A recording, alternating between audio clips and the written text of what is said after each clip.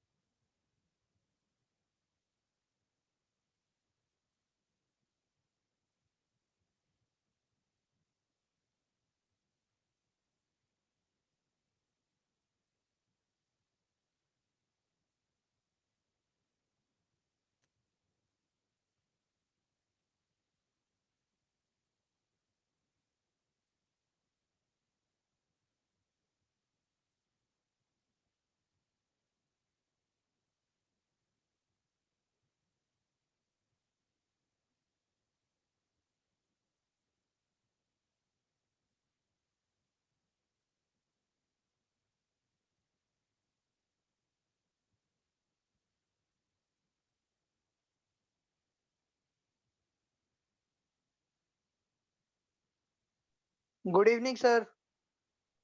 Good evening भाई, आवाज़ आ रही है सब लोगों को? यस सर, आ रही है। अच्छा ठीक। देखो, हमने वर्क एनर्जी पढ़ लिया था सर मेरे को है हाँ ना एक फ्रिक्शन के क्वेश्चन में डाउट है। हाँ हाँ, पूछो। वो सर मैं एक सेकंड में है ना व्हाट्सएप खोल लेता हूँ। सर मुझे भी क्वेश्चंस में डाउट है। सर एक अजीब सा ही क्वेश्चन है, वो पता अजीब नहीं सा? अच्छा, मतलब सर मेरे को नहीं आया तो मेरे लिए तो अजीब ही है। एक सेकंड खुल जा भाई।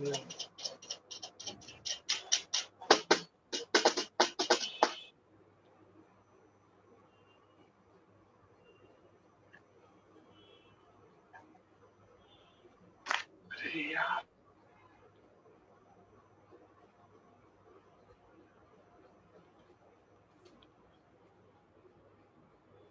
आजा।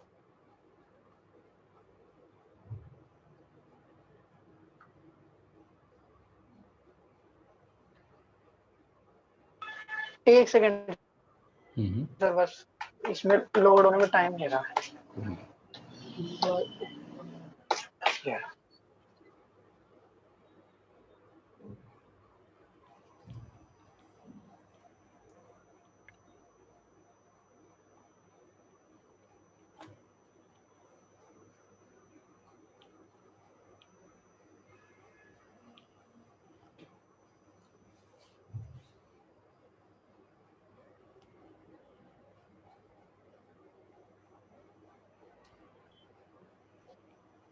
सर इसमें एक क्वेश्चन में दिया हुआ है कि अरे नहीं सर, वो दूसरा ही क्वेश्चन है। मैं सर आपको भी कुछ किसी और का डाउट हो तो कर लो, मैं अभी बताता हूँ।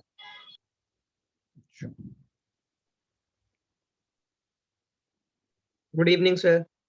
गुड इवनिंग भाई। Good evening sir. Good evening जी।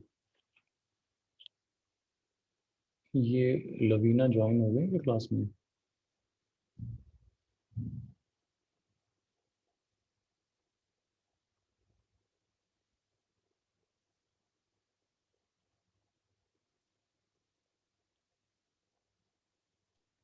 सर एक्सरसाइज 7.4 में वो जो फर्स्ट क्वेश्चन था उसका सेकंड पार्ट में डाउट था। फर्स्ट क्वेश्चन का सेकंड पार्ट जो उसमें एक्सेलरेशन रिलेट हाँ, करना और है आपस में। सेकंड क्वेश्चन भी हम्म हाँ, मतलब एक्सेलरेशन निकालनी उसमें थी। ऐसा था बेटा, देखो है ना, इस तरह से ये है और इस तरह से ये, ऐसा कुछ है ना।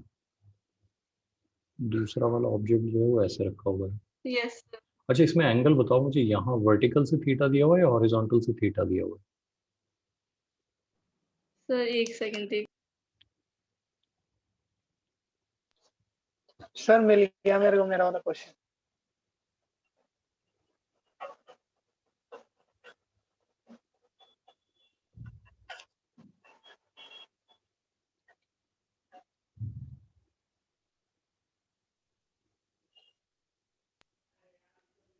सर उसमें जैसे जो ये सेकंड वाला ब्लॉक है, इसका जो ऊपर वाली लाइन है वो कनेक्टेड है। ऊपर वाली लाइन ये वाली? हाँ नहीं, इसकी जो जो दूसरा वाला पार्ट जो ये वाली, ओपन छोड़ा हुआ है ये आपने, हाँ ये और जो इसके ऑपोजिट जो बिल्कुल लाइन है वो दोनों ऊपर से कनेक्टेड है। नहीं वो ऊपर से कनेक्टेड तो ठीक हाँ है। ये, और फिर ये वो एंगल जो है वहां ये पे एंगल, एंगल tan थीटा 3/4 दिया है। ये वाला एंगल थीटा दिया है, नहीं, इसके ये जस्ट वाला, ऊपर। ये वाला थीटा दिया है। नहीं, इसके ऊपर नहीं, ये नहीं है, इसके ऊपर। मैं इसे कैसे सर बताऊं? व्हाट्सएप पे भेजने को के लिए कह देना। हाँ मैं फॉरवर्ड कर देती हूँ इमेज। नहीं ऐसा ना, देखो इसको ये कर दिया हमने ना, ये हो गया फिर ये हो गया। अब अगर ये एंगल और ये एंगल तो सेम ही है, अगर ये वाला दे रखा है तो। Yes sir. नहीं सर वो नहीं दिया हुआ, मैं ग्रुप पे भेज देती हूँ। चलो मैं अभी फिलहाल एक काम करता हूँ ना, मैं इसको इस एंगल से समझा देता हूँ आपको समझने के लिए, तो वो फिर वो एंगल अच्छा बाद ओके में सर, चेंज कर हाँ लेंगे, ठीक ठीक है है। ना। तो अभी मान लो ये वाला एंगल जो है ये थीटा है, चलो हम तो ये कहते हैं ये थीटा है तो ये थीटा हो गया। ठीक है। अच्छा अब देखना, अगर ये ऑब्जेक्ट ए है या बी है, इसका क्या नाम दिया हुआ है? ए। ए है, ये A है और ये बी है ना। तो अब देखो यहाँ कंस्ट्रेंट यस। क्या है, इसको समझना। कंस्ट्रेंट, कंस्ट्रेंट ये है, ए सिर्फ ऐसे चल सकता है, ए तो सिर्फ यस हॉरिजॉन्टल सर। चल सकता है और बी सिर्फ हाँ। वर्टिकल चल सकता है। हाँ तो अच्छा एक काम करते हैं, इसके एक्सेलरेशन को छोटा बी कह देते हैं, इसको छोटा ए कह देते हैं। ठीक है सर। अच्छा अब कंस्ट्रेंट क्या है समझना, कि ये जो लाइन है, ये लाइन ये हमेशा दोनों की कांटेक्ट में रहनी चाहिए। Yes sir. इसका मतलब ये हुआ इस लाइन के परपेंडिकुलर जो एक्सेलरेशन होगा वो दोनों का हमेशा सेम होना चाहिए। क्या कहा मैंने? इस लाइन के परपेंडिकुलर दोनों का एक्सेलरेशन क्या होना चाहिए? अच्छा। सेम। ऐसा क्यों कह रहे हैं, देखो इसको समझो। अगर ये ब्लॉक हमेशा ग्राउंड के साथ कांटेक्ट में है, तो क्या इसका ग्राउंड के परपेंडिकुलर कोई एक्सेलरेशन हो सकता है? No sir. नहीं हो सकता ना, इसका ग्राउंड के परपेंडिकुलर कोई एक्सेलरेशन, ग्राउंड के पैरेलल तो हो सकता है, परपेंडिकुलर नहीं हो सकता, पक्की बात। तो जब भी दो सरफेसेस को यस कांटेक्ट में सर। होना होता है, जब भी दो सरफेसेस को कांटेक्ट में रहना होगा, उनके एक्सेलरेशन अगर एक दूसरे के परपेंडिकुलर डायरेक्शन में है तो वो सेम होने चाहिए, रिलेटिव एक्सेलरेशन 0 होना चाहिए। क्लियर हो रही है बात? तो अब देखो ये जो ए है हमारा ना, ए, ये हो गई सरफेस। यहाँ से मैं परपेंडिकुलर डायरेक्शन, नॉर्मल डायरेक्शन बना लेता हूँ, देखते जाना। ये एंगल थीटा है तो ये भी थीटा हुआ। Yes sir. तो इधर का एक्सेलरेशन हो गया ए कॉस थीटा और इधर का एक्सेलरेशन हो गया ए साइन थीटा। हाँ ठीक है। मानते हो ये बात? ठीक है ना। अच्छा अब यही काम बी हाँ के लिए हाँ। कर लेते हैं। बी का जो एक्सेलरेशन है वो इस तरफ है, ये सरफेस है, ये सरफेस का नॉर्मल है, ये एंगल थीटा है, तो ये एंगल भी थीटा है, तो ये 90 माइनस थीटा, तो ये थीटा हो गया। Yes sir. पक्की बात। अच्छा तो बी का इधर वाला एक कंपोनेंट कितना हुआ, नॉर्मल के अलोंग वाला? cos theta. B cos theta. अब हमने कहा नॉर्मल के अलोंग दोनों के कंपोनेंट क्या होने चाहिए, सेम होने चाहिए। हाँ सर। तो ए साइन थीटा किसके इक्वल होना चाहिए? b cos B cos theta के। तो यहाँ से हमारे पास ए इक्वल फिर टू बी सॉल्व हो टैन जाएगा। थीटा आ जाएगा, नहीं आ जाएगा? हाँ इस तरह से रिलेट कर लेंगे, ओके। इसको नोट कर लो और एक बार में। सर, हाँ हाँ, और सर इसके नेक्स्ट वाला क्वेश्चन में भी नेक्स्ट वाला फिर डाउट था, मैं वो ना भी अलग से check- बताऊंगा, ठीक है ना। नहीं तो फिर अच्छा ओके। ये पूरी क्लास उसी को डिस्कस करने में निकल जाएगी, ठीक है ओके सर। है ना। सर मैं अपना सर नितिन मैं बेटा आपने कौन सा भेजा क्वेश्चन? वो मैंने यही वाला भेजा था, बी वो वाला आप भेजा? थीटा एंगल पूछ रहे थे ना, तो थीटा फिर एंगल, अच्छा हाँ इसमें थीटा जो दिया हुआ, हाँ वही वाला दिया हमने जो लिया है, वही वाला है ना। ओके ठीक है सर। ठीक है तो बस है ना, ये वाला अभी नोट कर लेना। और इस तरह का क्वेश्चन अगर और चाहिए, अब कभी चलो अभी इरोडो अभी के लिए तो ज़्यादा हो जाएगी, बट किसी ने इरोडो अभी तक देखी है किताब?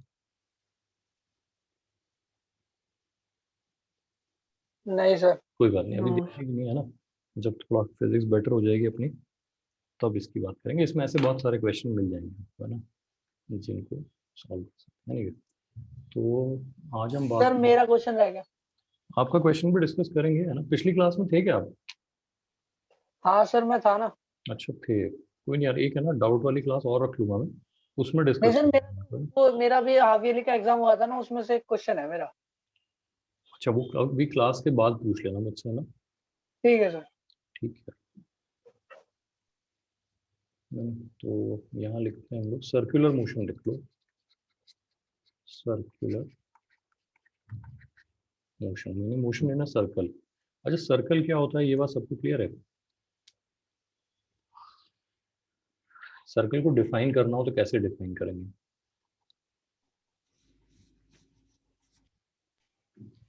Sir, curved close path around a region. Close path around a region, close path around a region, region की जगह पॉइंट कह देते हैं, चलो एक पॉइंट के अराउंड क्लोज्ड पाथ, क्या ये सर्कल है? क्या ये सर्कल है?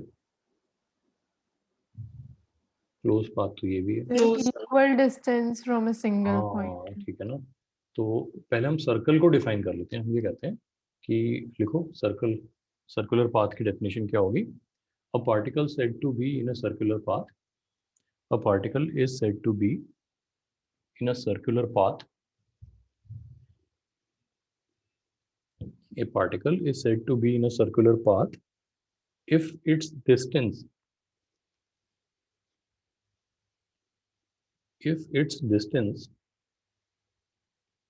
from a particular point,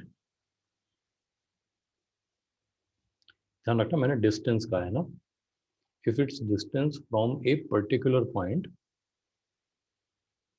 remains constant with time, remains constant with time, इस पर्टिकुलर पॉइंट को क्या कहेंगे? Centre Center. कहेंगे, ठीक है ना। तो सेंटर से डिस्टेंस हमेशा क्या रहना चाहिए? कांस्टेंट रहना चाहिए, तो उसको हम सर्कल कहते हैं।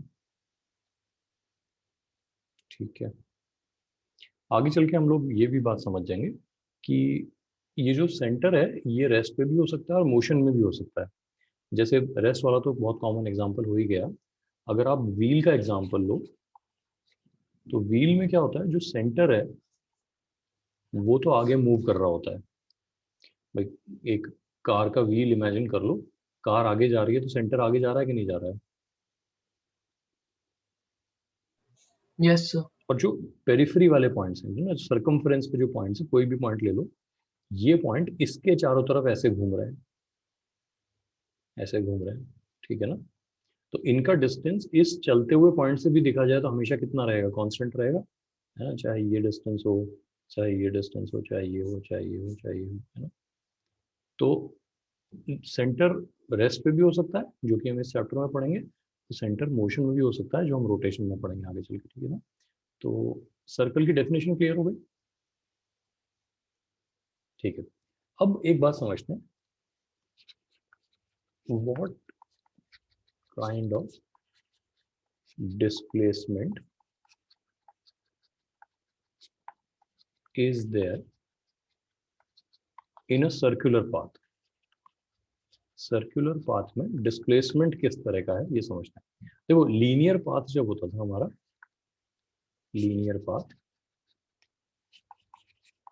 तो उसमें डिस्प्लेसमेंट क्या होता था? आप पॉइंट ए से पॉइंट बी गए तो ये जो हुआ ये आपका डिस्प्लेसमेंट वेक्टर हो गया। ये बात समझ में आ रही है आपको, है ना। तो लीनियर डिस्प्लेसमेंट क्या होता है? दो पॉइंट्स के बीच का जो शॉर्टेस्ट डिस्टेंस है वो होता है विद अ पर्टिकुलर डायरेक्शन। वहां तक तो सबको बात क्लियर थी? हाँ बोल दो। Yes, sir. ठीक है, सर्कल में डिस्प्लेसमेंट किस तरीके से होता है? तो सर्कल में हम डिस्प्लेसमेंट को कहते हैं एंगुलर डिस्प्लेसमेंट, एंगुलर डिस्प्लेसमेंट। अब ये एंगुलर डिस्प्लेसमेंट क्या होता है इसको समझ लेते हैं। तो स्ट्रेट लाइन में जब पार्टिकल चलता है तो उसका डिस्प्लेसमेंट कहलाता है कैसा डिस्प्लेसमेंट? Linear displacement. और सर्कल में जब पार्टिकल चलता है तो उसका डिस्प्लेसमेंट कहलाता है एंगुलर डिस्प्लेसमेंट। तो एंगुलर डिस्प्लेसमेंट को समझने के लिए हमें सबसे पहले समझना होगा एंगुलर पोजीशन को, ठीक है ना। लीनियर पोजीशन से कंपेयर करना, लीनियर पोजीशन कैसे होती थी? एक एक्सिस बना लो, एक्स और वाई, जेड, जेड हो गया ऐसे। यहाँ पे अगर पार्टिकल है, ये ओरिजिन है, तो ओरिजिन से जो स्ट्रेट लाइन ज्वाइन करेंगे ये आपकी लीनियर पोजीशन हो जाएगी, आर वेक्टर। ये याद आ रहा है सबको? एंगुलर पोजीशन देखने के लिए हम क्या करते हैं, हम सबसे पहले एक लेते हैं बेस लाइन। बेस लाइन यानी एंगल यहाँ से मेजर किया जाएगा। उसके बाद मान लो हमारा पार्टिकल यहाँ पर है, इसको पी कह देते हैं। बेस लाइन से सेंटर को ज्वाइन कर दो, कर दिया, सेंटर को वो कह देते हैं। तो ये ओपी वेक्टर इसका क्या हो गया? ओपी वेक्टर क्या है? ओपी वेक्टर क्या हो गया, क्या बोलेंगे इस वेक्टर को? सर पोजीशन पोजीशन वेक्टर, ये बात ठीक है ना, OP vector is the position vector. ये पोजीशन वेक्टर बेस लाइन के साथ जो एंगल बना रहा है उसको हम कह देते हैं theta. Now this theta is called angular position. क्या कहता है थीटा? Angular position. कोई डाउट है तो पूछ लो मुझसे इसमें। ये थीटा कहां से कहां तक हो सकता है ये बताओ। थीटा कहां से कहां तक हो सकता है?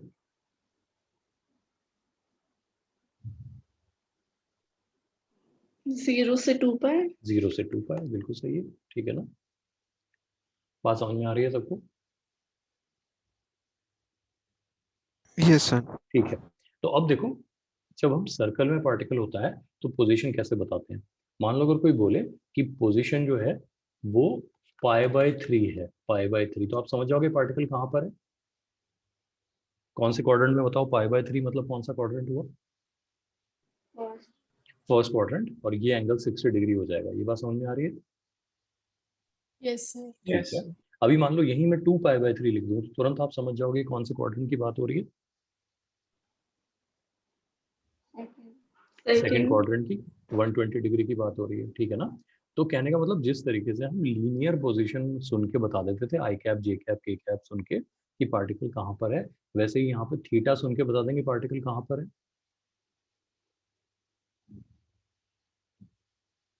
Yes sir. Yes, sir. Sir. तो एंगुलर पोजीशन कैसे मेंशन कर दें? एंगुलर पोजीशन बताने के लिए सबसे पहले क्या डिफाइन करना पड़ता है?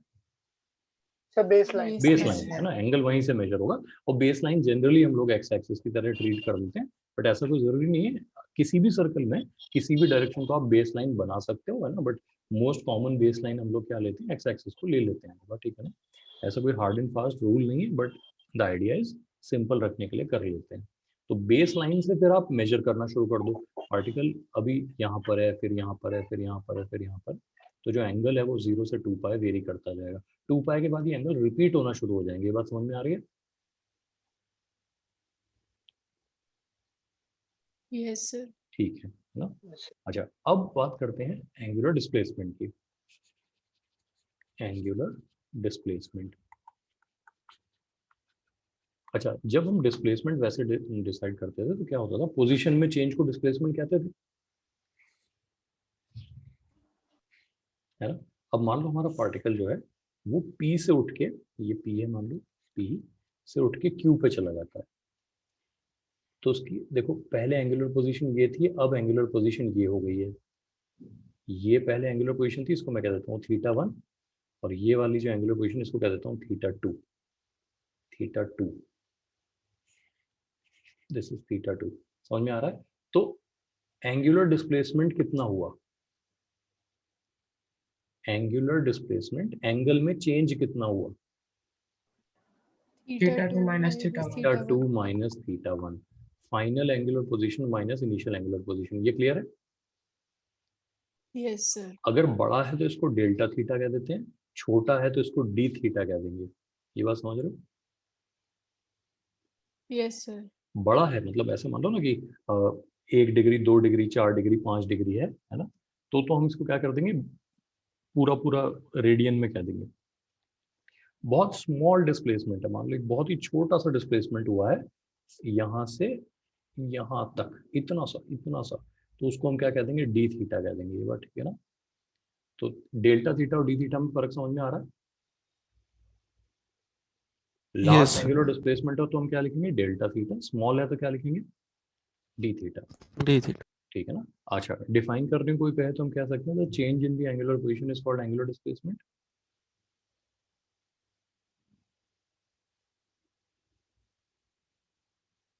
क्लियर है बात? Yes sir. ठीक है।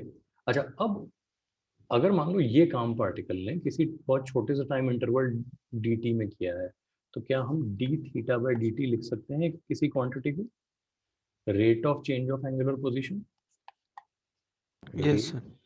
ऑफ चेंज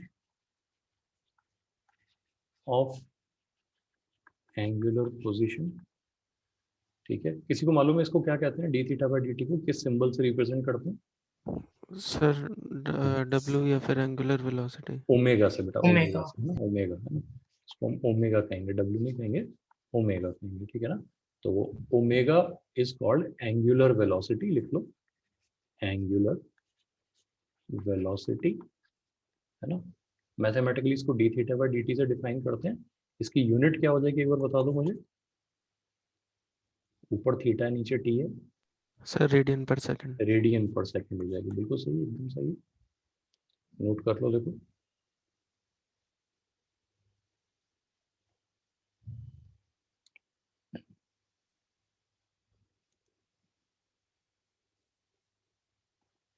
अच्छा, कभी कभी ओमेगा को रिप्रेजेंट करने के लिए हम लोग यूज करते हैं टर्म आरपीएम का। आरपीएम, किसी को पता है आरपीएम क्या होता है? सर रोटेशन पर मिनट। बिल्कुल, इसको रेवोल्यूशंस या रोटेशंस कर देते हैं, रेवोल्यूशंस या रोटेशंस पर मिनट, पर मिनट, एक मिनट में कितने रोटेशन हुए। तो अब ये जो आरपीएम है, आरपीएम, इसको रेडियन पर सेकंड में कैसे कन्वर्ट करेंगे? तो एक रेवोल्यूशन यानी 2 पाई रेडियन हुआ, ये बात समझ सकते हैं?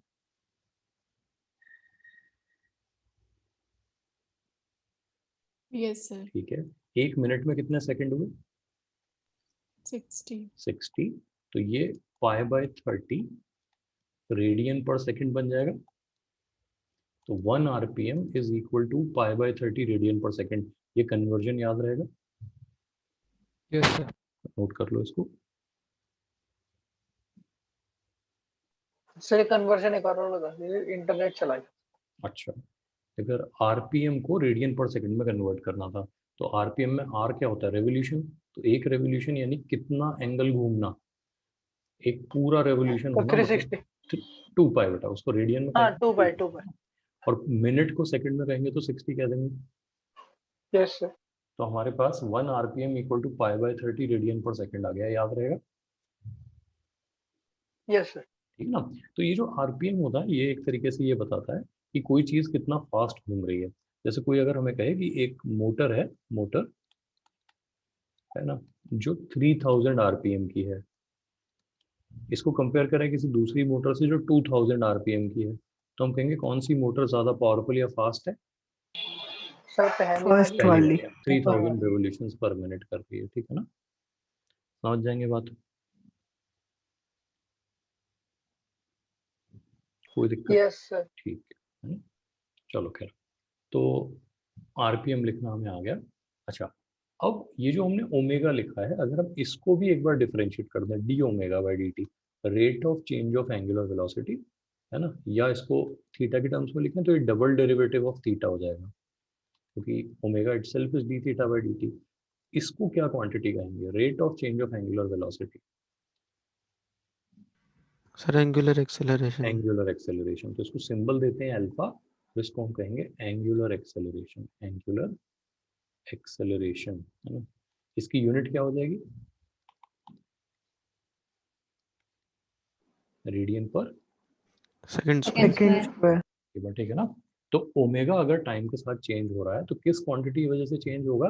अल्फा की वजह से, और alpha is called angular acceleration. यहाँ तक क्लियर है सबको, यस सर। है ना।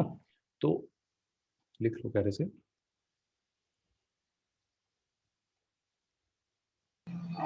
लिख लिया सर। लिख लिया। अच्छा, अब देखना इसको, एक कंपैरेटिव स्टडी कर लेते हैं कि हमारे पास लीनियर मोशन हुआ करता था, लीनियर, और अब सर्कुलर मोशन आ गया है ना। तो लीनियर मोशन में डिस्प्लेसमेंट को हम किससे रिप्रेजेंट करते थे? आर वेक्टर से। यहाँ किससे करेंगे?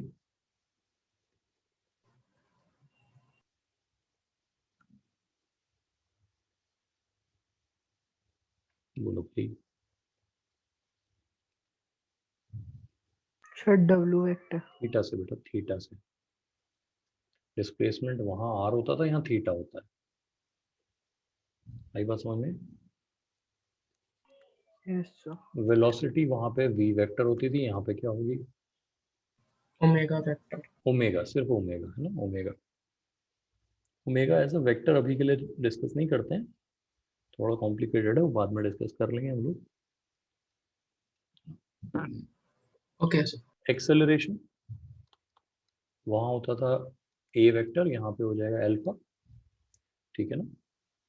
तो linear displacement, linear velocity, linear acceleration, angular displacement, है ना, यहाँ सर्कुलर काट के मैं एंगुलर लिख देता हूँ, angular displacement, angular velocity, angular acceleration. दोनों बातें समझ में आ गई?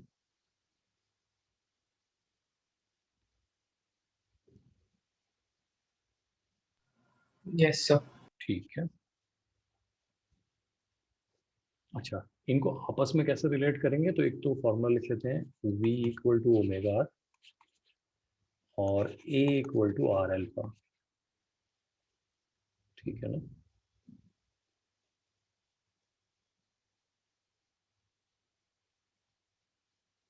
इसका मतलब समझना, अगर एक पार्टिकल सर्कल में घूम रहा है, देखो सर्कल में, इस तरीके सर्कल में घूम रहा है,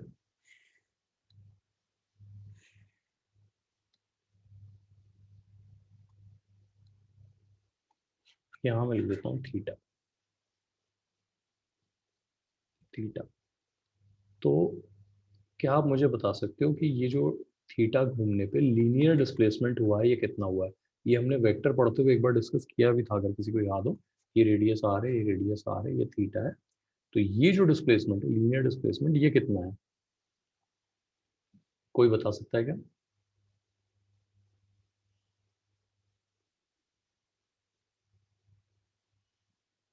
कोई भी?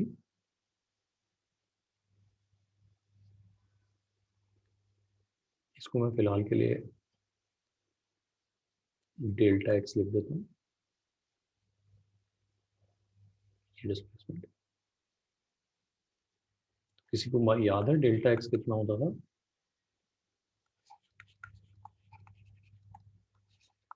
नोट करो जरा इसको, 2r sin थीटा बाय 2।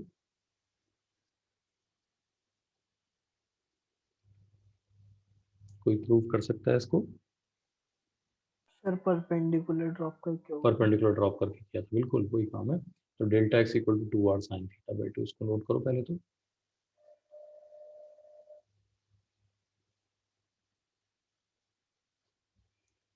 फिर लिखना, ये लिखने के बाद लिखना, if theta is very small, very small. अगर थीटा बहुत छोटा एंगल है तो हम ऐसे लिख सकते हैं, delta X equal to 2r into theta by 2। Sine theta को थीटा कब लिख सकते हैं? जब थीटा बहुत छोटा एंगल होता है।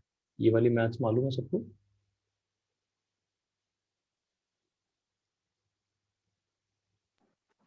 इफ थीटा इज, आप एक बार बता दो। देखो बेटा क्या होता है ना, जब थीटा बहुत छोटा एंगल होता है ना, तो साइन थीटा को अप्रोक्सीमेटली आप क्या लिख सकते हो? थीटा लिख सकते हो। लेकिन ध्यान रखना, थीटा रेडियन में होना चाहिए, ठीक है ना। For very small angles in radian, sine theta is numerically equal to theta, ऐसा हम कह सकते हैं। सर लेकिन हाउ कम कि मतलब? अच्छा, ऐसा कैसे होता है? फिर इसके लिए फिर हाँ। अभी ट्रिग्नोमेट्री पढ़ी है आपने? हाँ सर। ट्रिग्नोमेट्री पढ़ लिए, पर तो हो जाना चाहिए। तो देखो आप ये समझो, हम जब साइन थीटा लिखते हैं ना, ठीक है, तो हम यहाँ पर ये जो लिखते हैं, ये परपेंडिकुलर होता है, ये बेस होता है, और ये हाइपोटेन्यूज होती है, थीटा होता है, ये बात ठीक है ना? हाँ सर। ठीक है। अब आप एक चीज़ देखना, अगर थीटा बहुत छोटा एंगल कर दें, बहुत छोटा एंगल, बहुत ही छोटा सा, ये वाला, तो देखो जब आप साइन थीटा लिखोगे, तो अगर मैं यहाँ पे instead of making a straight line, एक आर्क बना देता इस तरीके से, आर्क बहुत छोटे एंगल पे, तो ये आर्क वाली लेंथ और ये वाली लेंथ ऑलमोस्ट बराबर हो जाएंगी कि नहीं हो जाएंगी?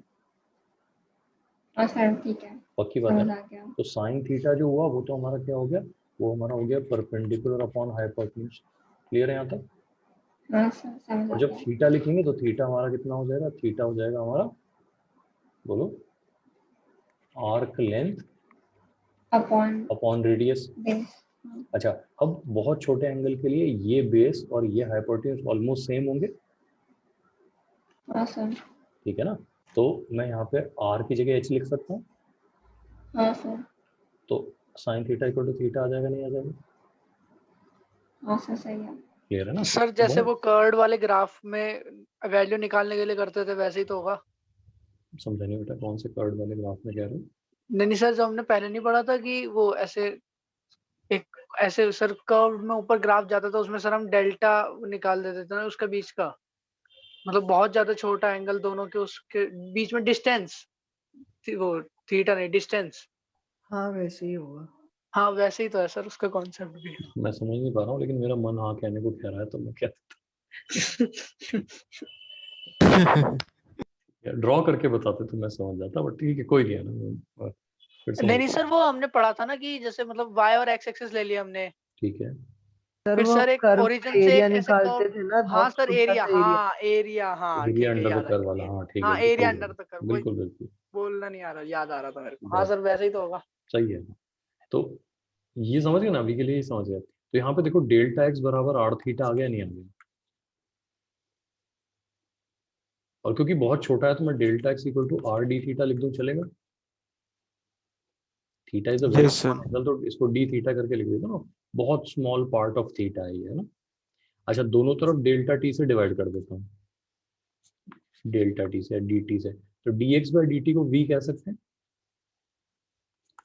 हाँ सर। और D theta by D T को ओमेगा कह सकते हैं। तो V equal to R omega, समझ में आ गया?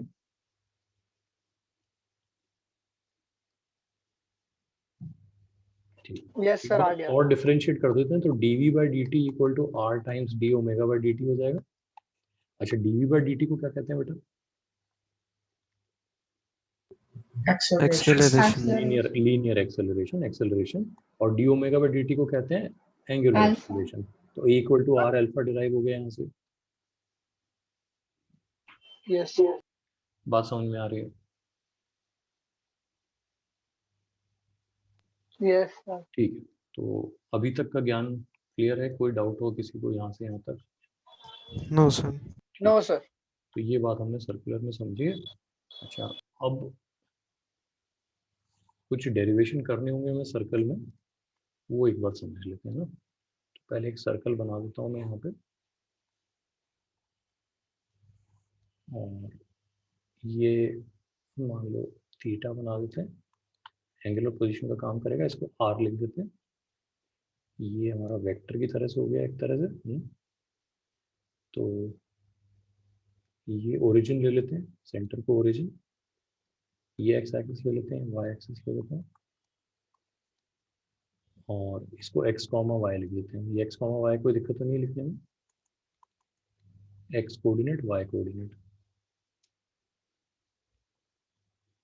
अब जो मैं कह रहा हूँ उसमें हाँ में हाँ मिलाना। देखो मैंने लिखा है R vector equal to R cos theta I cap plus sine theta J cap.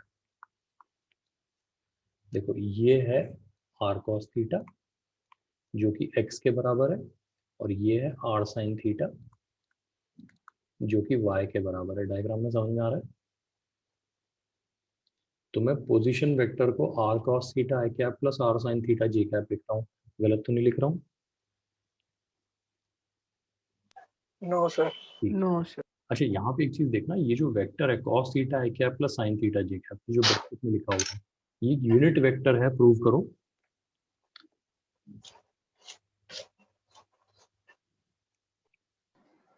Sir क्या है एक और बात? Cos theta I cap plus sine theta J cap is a unit vector, prove कर सकते हो? हाँ सर। ट्राई करो बेटा। यूनिट वेक्टर क्या होता है? मैग्नीट्यूड 1 होगा। बिल्कुल, तो इसका मैग्नीट्यूड कितना होगा वेक्टर का? 1। रूट 1, हाँ 1 होगा। है ना, cos square theta plus sine square theta होगा कि नहीं होगा? Yes sir. और cos square theta plus sine square theta 1 होता है। Yes sir. ठीक है ना। तो यहाँ पे एक छोटी सी बात साइड में समझ लेते हैं कि ये जो वेक्टर है कॉस थीटा आई कैप प्लस साइन थीटा जे कैप, ये एक यूनिट वेक्टर है, इसको हम कह देते हैं आर कैप, और इसको हम कहेंगे रेडियल वेक्टर। क्या कहेंगे? Radial vector, radial unit vector.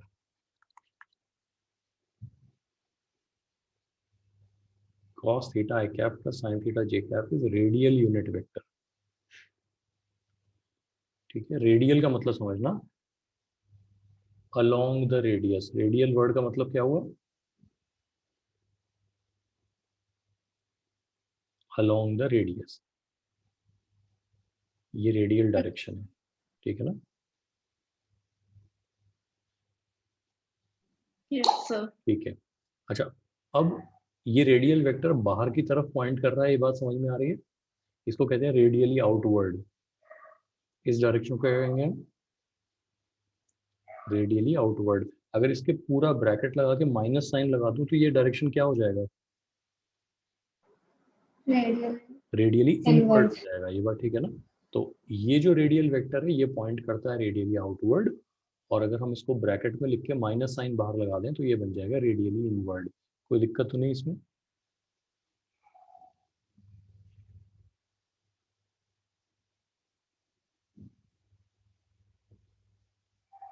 ठीक।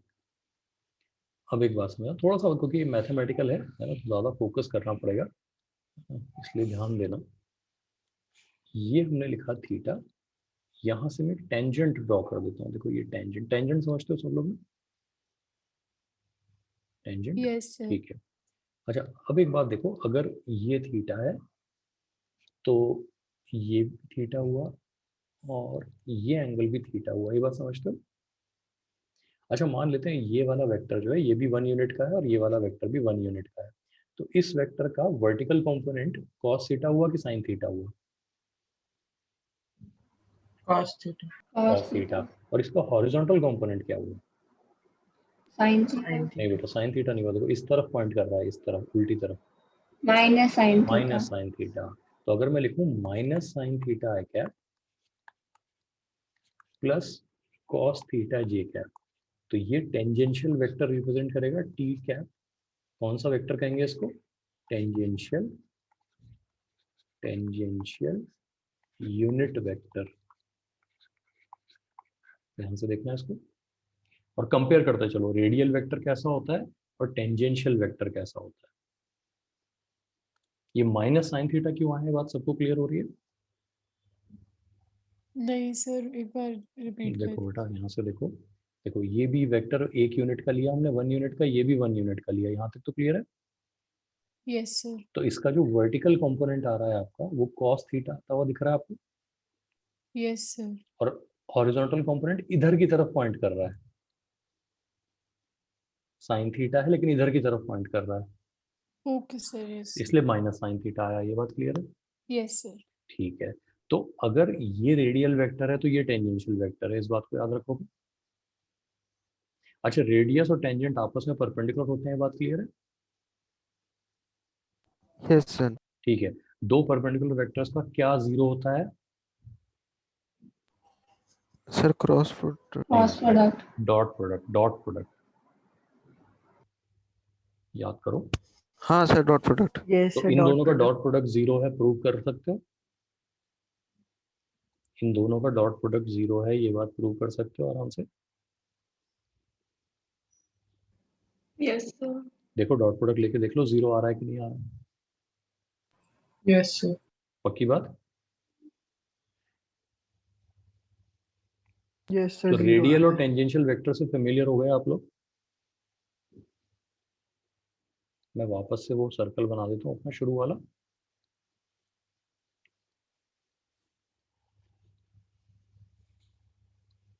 ठीक है, ये हमने बना दिया। ये हमारा रेडियस आर था और हमने छोटा आर वेक्टर यानी पोजीशन वेक्टर क्या लिखा? आर टाइम्स कॉस थीटा है क्या प्लस साइन थीटा जे कैप। यहाँ तक हम लिख चुके थे। अब मैं इसको डिफरेंशिएट कर देता हूँ, D R by D T. D R by D T quantity क्या होती है? Rate of change of position को क्या कहते हैं?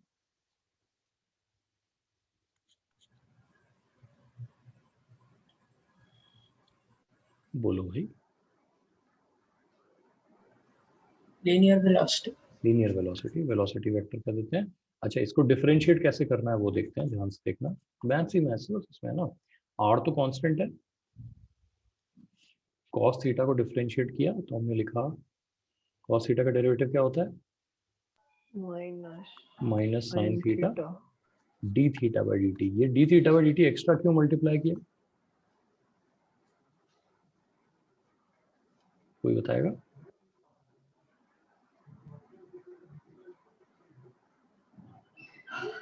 कोई भी कोई फायदा नहीं हुआ डिफरेंशिएशन पढ़ने का। तो ये डिफरेंशिएट हमने टी के रेस्पेक्ट में किया है, लेकिन ये फंक्शन तो थीटा का है, तो चेन रूल लगेगा यहाँ पे। Yes, sir. साइन थीटा का डेरिवेटिव बोलो। cos theta. T theta by D t j क्या, ये देख लो अच्छे से। तो मैं यहाँ पे वी वेक्टर को लिख देता हूँ r minus sine theta I cap plus cos theta J cap into d theta by D t लिख सकता हूँ। Yes sir. अच्छा, d theta by D t क्या होता है बेटा? Omega. ओमेगा। तो यहाँ आर ओमेगा लिख देता हूँ। अच्छा, माइनस साइन थीटा आई कैप प्लस कॉस थीटा जे कैप, ये कौन सा वेक्टर है? Tangential. Tangential vector. Tangential. इसको टी कैप लिख दूं, चलेगा?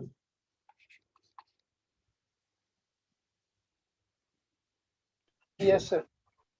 तो अब हमने प्रूव क्या किया है, इस बात को बहुत ध्यान से समझना। देखो, हमने प्रूव ये किया है, this is called the linear velocity. Linear velocity, ठीक है। तो एक सर्कल में घूमते पार्टिकल की लीनियर वेलोसिटी का मैग्नीट्यूड तो होता है इतना, कितना? V is equals to R omega. v equal to R omega. R omega. और डायरेक्शन कौन सा होता है बेटा? Tangential vector. टेंजेंशियल वेक्टर के अलाउंग होता है, ठीक है ना, टी कैप के अलाउंग होता है। ये बात अच्छे से समझ गए,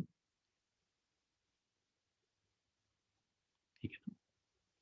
तो इसको हम इक्वेशन नंबर 1 लिख लेते हैं हमारी, और ये लिख लेते हैं इक्वेशन नंबर 2, ठीक है जी। तो अभी तक का डेरिवेशन क्लियर है? मेरे ख्याल से आज एक बार और बैठ के पूरा लेक्चर रिवाइज करोगे तो आपको ये क्लियर हो जाएगा। मैथ्स थोड़ी सी ज़्यादा है इसमें, है ना, लेकिन कुछ कर नहीं सकते, बस समझ सकते हैं ना। तो यहाँ तक बात क्लियर हुई सबको? अब मैं इसको Yes, sir. इक्वेशन सेकंड को फिर एक बार डिफरेंशिएट करता हूँ। देखो, तो मेरे पास आएगा dv बाई डी टी। अब dv बाई डी टी क्या होता है? Sir, acceleration. एक्सेलरेशन, Again, ठीक है ना, एक्सेलरेशन होगा dv बाई डी टी। तो यहाँ डिफरेंशिएट करते हैं। देखो, r का तो कुछ नहीं बिगड़ेगा, वो तो ऐसा का ऐसा है। अब हमारे पास थीटा के दो फैक्टर आ गए, एक ये वाला और एक ये वाला। तो जब दो चीजें आपस में मल्टीप्लाई हो रही होती हैं तो डिफरेंशिएट कैसे करते हैं? एक को करते हैं, दूसरे को छोड़ देते हैं, फिर दूसरे को डिफरेंशिएट करते हैं, पहले को छोड़ देते हैं। याद आ रहा है? Yes sir. तो हम इसको Yes. डिफरेंशिएट करते हैं अभी, है ना। तो मेरे साथ साथ लिखो, माइनस साइन थीटा आई कैप का डेरिवेटिव क्या होगा? Minus cos theta. Minus cos theta D theta D T मत भूलो बेटा। हाँ, क्योंकि हम तो टी के रेस्पेक्ट में डिफरेंशिएट कर रहे हैं, ये तो थीटा का फंक्शन है, Yes, sir. तो D theta by D T से मल्टीप्लाई करना पड़ेगा एक्स्ट्रा। कॉस थीटा का बोल दो क्या होगा? Minus sin theta. Minus minus sine theta, यहाँ पे माइनस लिख देता हूँ, minus sine theta D theta by D T, और एक D theta by D T को एज इट इज छोड़ देते हैं। ये बात समझ में आ रही है यहाँ तक? अच्छा, अब ये खत्म नहीं हुआ डेरिवेटिव, अब हम क्या करेंगे, इसको एज इट इज छोड़ देंगे और इसको डिफरेंशिएट करेंगे। तो मैं यहाँ पे लिख देता हूँ plus R minus sine theta I cap plus cos theta J cap into T square theta by D T square. एक बार और डिफरेंशिएट कर दिया D theta by D T को, तो ये आ गया। एक बार अच्छे से देख लो, यस यहाँ तक नोट कर लो एक बार अच्छे से ये पूरा। कर लिया सर। कर सर। लिया। वो minus sine theta D theta by D t J cap है ना? हाँ वही तो। यहाँ पे जे कैप बेटा, यहाँ जे कैप, बिल्कुल ठीक है। अब मैं इसको कैसे लिख रहा हूँ ध्यान से देखना, पहले इसको देखना। ये मैंने लिखा आर इंटू, ये d theta by D T दो बार आ रहा है, एक बार यहाँ और एक बार यहाँ, तो मैं इसको ओमेगा स्क्वायर लिख दूं, चलेगा? देखो, ओमेगा ये भी है, ओमेगा ये भी है, बाहर लिखूंगा तो मल्टीप्लाई हो जाएंगे आपस में। बचा क्या Yes, अंदर? sir. अंदर क्या बचा? माइनस कॉस थीटा आई कैप माइनस साइन थीटा जे कैप। मैं माइनस भी कॉमन ले लेता हूँ, तो क्या बचा? कॉस थीटा आई कैप प्लस साइन थीटा जे कैप बचा। Yes sir. अच्छा, cos थीटा आई कैप प्लस sin थीटा जे कैप कौन सा वेक्टर होता है? Radial. Radial vector. R cap radial. लिख दूं इसको, are cap.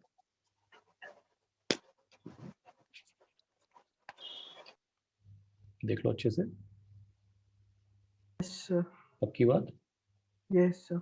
Yes sir. Plus लिखते हैं, यहाँ आर है ना, आर। अच्छा, D square theta by D T square को कौन सा क्वांटिटी कहते थे? अल्फा। एल्फा। और ये कौन सा वेक्टर है? टेंजेंशियल। ठीक है, टेंजेंट। ठीक है ना। इसको एक बार अच्छे से देख लो, ये इक्वेशन जो आई है।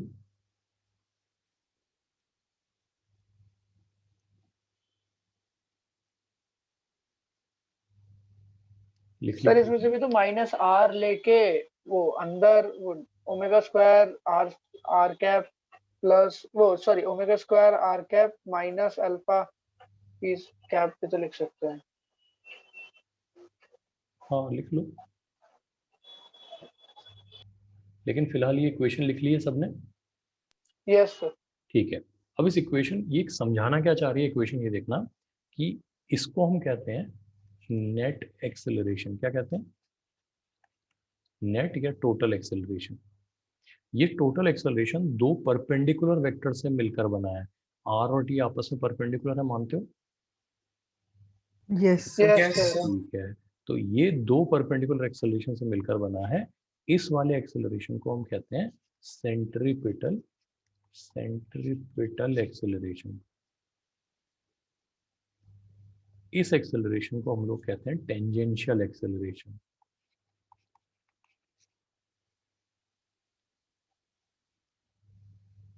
पहले नॉमेनक्लेचर अच्छे से समझ लो। जब एक पार्टिकल सर्कल में घूमता है, उसके पास कितने एक्सेलरेशन हो सकते हैं? सर दो। दो। दो। वो दोनों म्यूचुअली क्या होते हैं? परपेंडिकुलर। परपेंडिकुलर होते हैं। एक सेंटर की तरफ पॉइंट करता है। ये माइनस साइन समझ रहे हो यहाँ पे? ये माइनस साइन, हाँ। ये आर वेक्टर को उल्टा कर देगा, अंदर की तरफ कर देगा। Yes sir. तो इसको कह सकते हैं centripetal acceleration points towards the centre. सही कहा मैंने? Yes sir. और दूसरा एक्सेलरेशन जो है वो किस तरफ पॉइंट करता है? टेंजेंट के अलोंग। इसलिए उसका नाम क्या है? Tangential tangential. एक्सेलरेशन। ठीक है ना।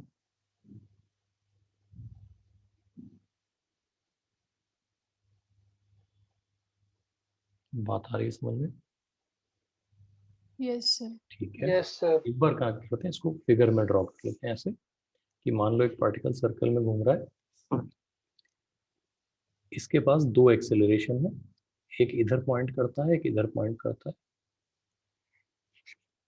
इधर वाले को हम AT कहेंगे, इसको AC कहेंगे। AT AC, समझ गए? Tangential centripetal.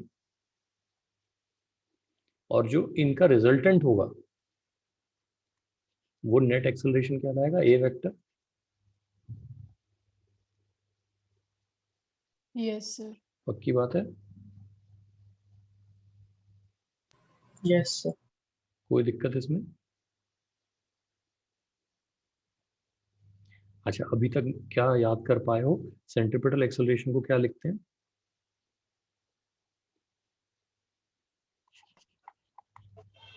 Sir AC is equal to omega square are. R. Tangential acceleration को क्या लिखते हैं? R L. R alpha. यहाँ पे बात क्लियर हो रही है एकदम? Yes sir. अच्छा, क्योंकि V equal to omega R होता है, इसको मैं V स्क्वायर बाय आर भी लिख सकता हूँ। ये देख लो, ओमेगा को मैंने V बाय आर से रिप्लेस कर दिया, तो ये V स्क्वायर बाय आर भी लिखा जा सकता है। Yes, sir. ठीक है, यहाँ तक नोट कर लो, फिर इंपॉर्टेंट बात है वो कर लेते हैं। देखो,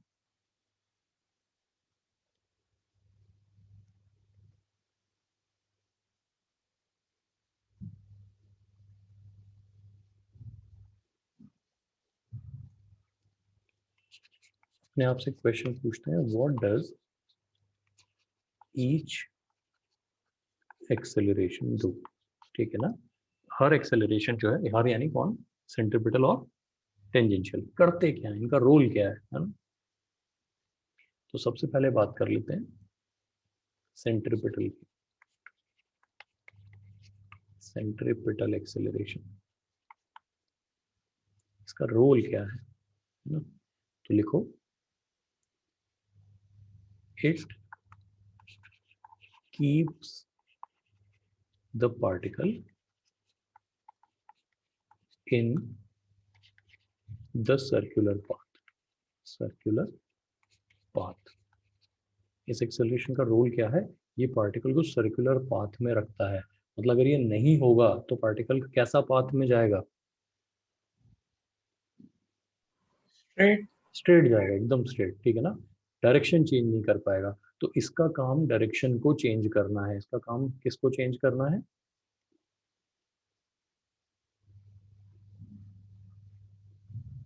तो डायरेक्शन को चेंज कर, डायरेक्शन को चेंज करना है, ठीक है ना। इसको मैं थोड़ा सा आपको डायग्राम से समझाने की कोशिश करता हूँ, समझ में आए तो बहुत अच्छा है, ठीक है ना।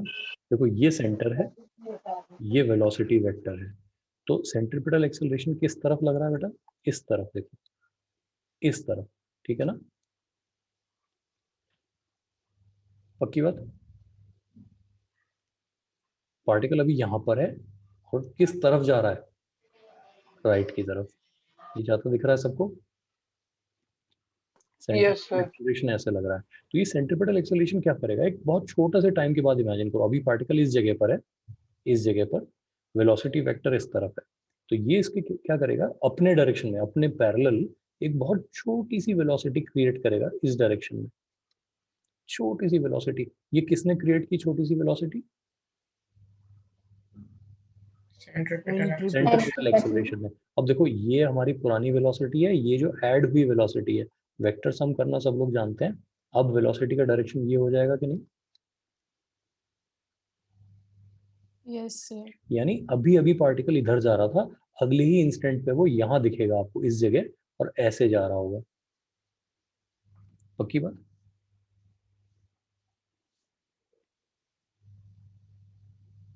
बात समझ आ रही है, Yes, sir.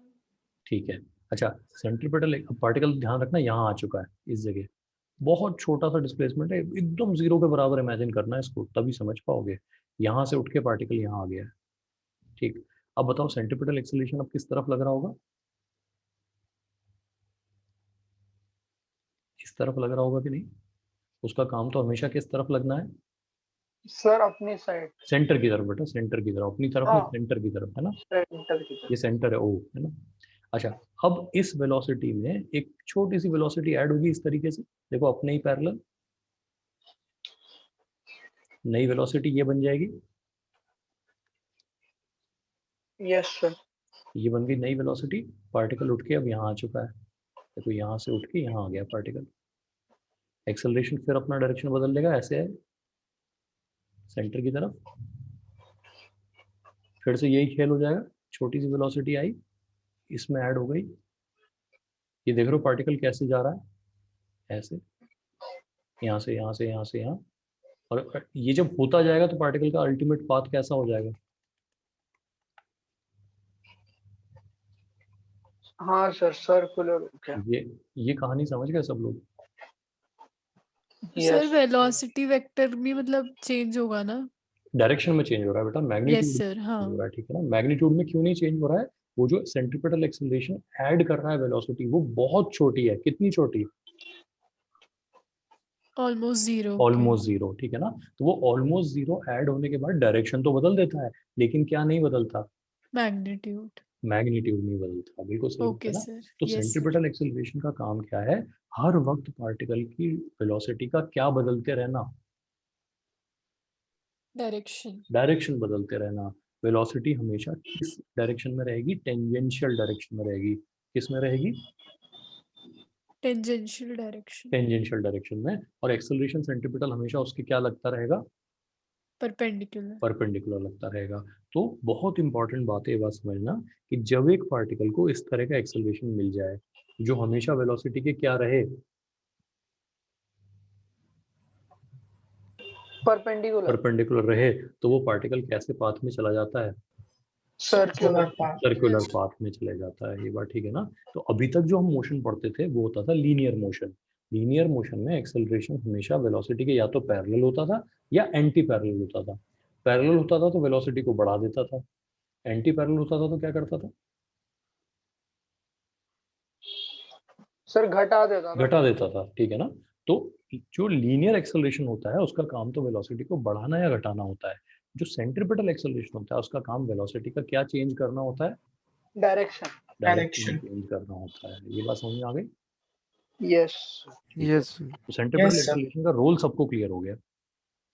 हाँ।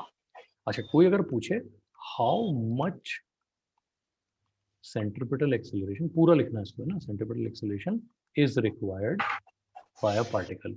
एक पार्टिकल को कितना सेंट्रीपिटल एक्सेलरेशन चाहिए होगा? तो बहुत सिंपल आंसर है, अगर उसको आर रेडियस के सर्कल में ओमेगा से घूमना है तो आर ओमेगा स्क्वायर के बराबर चाहिए। अगर उसको आर रेडियस के सर्कल में वी स्पीड से घूमना है तो वी स्क्वायर बाय आर के बराबर का चाहिए। तो ओमेगा की टर्म्स में आर ओमेगा स्क्वायर, वी की टर्म्स में वी स्क्वायर बाय आर। ये क्वेश्चन का आंसर समझ में आ गया? सर एक बार और देखो समझो ना, नंबर में समझो। मान लो कोई आपसे कहे एक पार्टिकल को 1 मीटर रेडियस के सर्कल में 5 मीटर पर सेकंड से घूमना है। 1 मीटर के सर्कल में 5 मीटर पर सेकंड की स्पीड से चक्कर लगाने हैं, तो कितना सेंट्रीपिटल एक्सेलरेशन चाहिए होगा? इसको बताओ।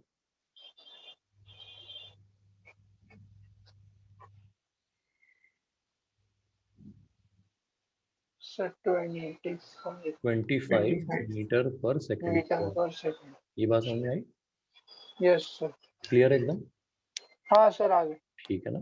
तो ये पॉइंट बहुत अच्छे से समझ लेना। अब आ जाओ आप कि टेंजेंशियल एक्सेलरेशन का क्या रोल है। टेंजेंशियल एक्सेलरेशन, अच्छा बहुत सिंपल बात है। टेंजेंशियल एक्सेलरेशन टेंजेंशियल वेलोसिटी के या तो पैरेलल होगा या एंटी पैरेलल होगा, दो ही बातें हो सकती हैं भाई। Velocity Yes, sir. डायरेक्शन में है, एक्सेलरेशन भी टेंजेंशियल डायरेक्शन में। एक्सेलरेशन बस इतना हो सकता है, या तो वेलोसिटी के डायरेक्शन में साथ लगेगा या उल्टा लगेगा। तो उसका काम क्या होगा, इसका रोल क्या होगा? इट क्या करेगा? इट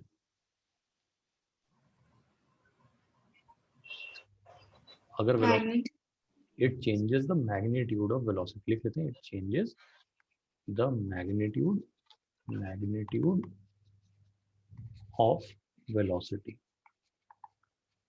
यानी वेलोसिटी का डायरेक्शन चेंज करने का काम कौन से एक्सेलरेशन का है? सेंट्रीपिटल का। और मैग्नीट्यूड चेंज करने का काम किसका है? टेंजेंशियल का है। ये बात समझ में आ रही है अच्छे से? Yes, Yes. sir. Sir tangential acceleration भी तो लीनियर एक्सेलरेशन की तरह एक ही बेटा डायरेक्शन लीनियर ही है है ना, वो। एक पॉइंट पे। बिल्कुल है ना, समझ गए ना। देखो अगर हम बहुत छोटे से इंटरवल के लिए बात करें तो वो लीनियर का ही काम कर रहा है। ये बात ठीक है ना? है ना। मैं उसको लीनियर कहने से इसलिए बचना चाह रहा हूँ कि इसका भी डायरेक्शन जो है वेलोसिटी के साथ साथ बदलता जा रहा है। पक्की बात है ना। जिस डायरेक्शन में वेलोसिटी होगी ये या तो हमेशा उसके पैरेलल रहेगा या हमेशा उसके एंटी पैरेलल रहेगा, ठीक है ना। रहेगा टेंजेंशियल डायरेक्शन में। तो इसका काम वेलोसिटी के मैग्नीट्यूड को या तो कंटिन्यूसली बढ़ाना है या कंटिन्यूसली क्या करना है? घटाना। घटाना है। बात समझ में आ तो गई? मतलब एकदम एक पॉइंट पे तो फिर वो लीनियर एक्सेलरेशन का ही तो काम करेगा। इसलिए मैंने कहा ना बहुत छोटे इंटरवल पे वो एक लीनियर एक्सेलरेशन की तरह ही काम करेगा। बिल्कुल यस। ठीक है ना। तो अच्छा, ये दोनों बातें समझने के बाद एक काम कर लेते हैं, हम यहाँ पे लिख देते हैं AC और AT, है ना। मान लेते हैं किसी पार्टिकल के पास ये भी नहीं है और ये भी नहीं है, तो मोशन कैसा होगा?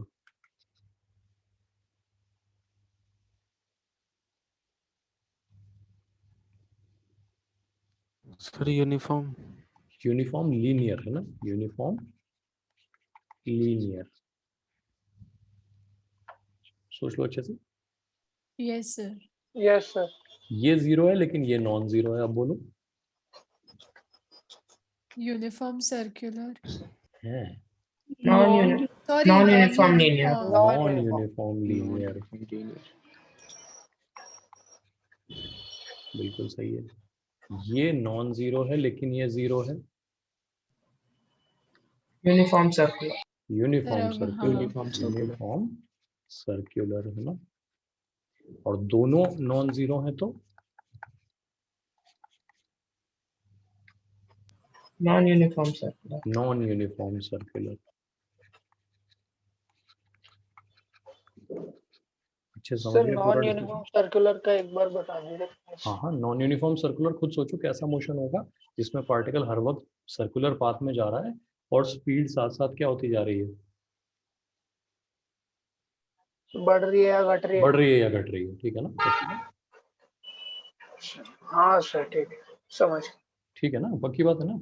Yes sir. ठीक। और यूनिफॉर्म सर्कुलर में क्या होगा?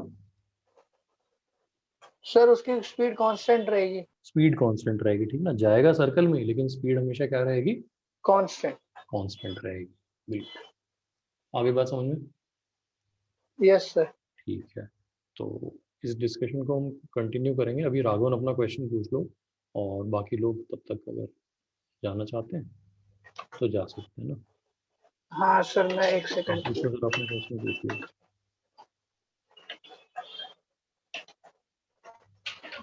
सर मेरा क्वेश्चन है कि derive an expression for velocity of a car on a banked circular road ठीक है, having coefficient of friction u।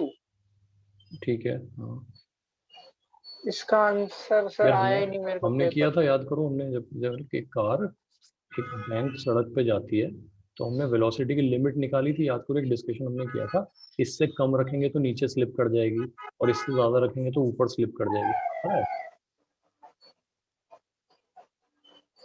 हाँ सर किया होगा। तो बस वही डेरिवेशन दोबारा देख लो। याद आ रहा है किया भी था कि नहीं किया था? नहीं सर किया तो था लेकिन उसके डेरिवेशन याद नहीं है। एक बार वो वाला लेक्चर फिर से देख लो। हाँ सर ठीक है, मैं ढूंढ ठीक लूंगा। है ना, उसको देख लो, नहीं मिले तो मुझे बताना, मैं अगर लिंक मिस हो गया होगा तो मैं भेज दूंगा आपको, है ना? और सर एक और क्वेश्चन है हम्म। सर, मतलब इसी का ही जो दूसरा पार्ट था कि derive an expression for velocity of a car on a levelled curved track and explain it briefly. हाँ तो यार देखो, लेवल्ड कर्व ट्रैक पे जो हमने कहा था, तो उसमें क्या होता है कि ये वाला जो देखो कार इसमें खड़ी तो हो नहीं सकती ऐसे, तो जैसे टेढ़ा हो जाती है, तो उस केस में क्या होगा कि कार अगर ऐसे चलेगी तो इस तरफ उसको फ्रिक्शन लगेगा, है ना? तो ये फ्रिक्शन उसे क्या प्रोवाइड करेगा? mv²/r प्रोवाइड करेगा, और तो कोई तरीका ही नहीं है उसके पास। बात समझ गए कि नहीं? नहीं लेकिन सर। सर फ्रिक्शन राइट की ओर लग क्यों रहा है वैसे?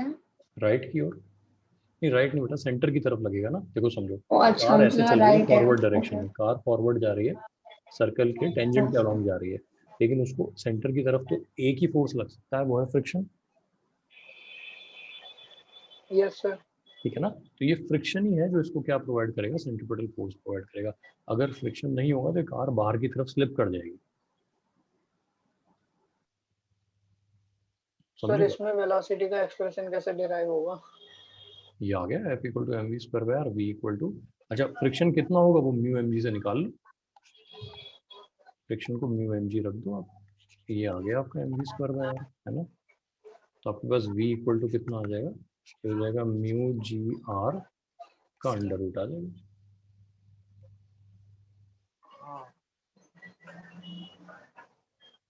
हाँ सर ठीक है, मैं ऊपर वाले क्वेश्चन का एक बार ढूंढता हूँ, अगर मिल जाता है तो ग्रेट, फिर। तो एक बार है ना, चलो हाँ सर। इसको कंटिन्यू करते हैं। सभी सर्कुलर मोशन हमने शुरू कर लिया है, इंपॉर्टेंट चैप्टर है, एक बार इसको रिवाइज जरूर कर लेना जो भी हमने आज डिस्कस किया। Okay sir. Thank you, sir.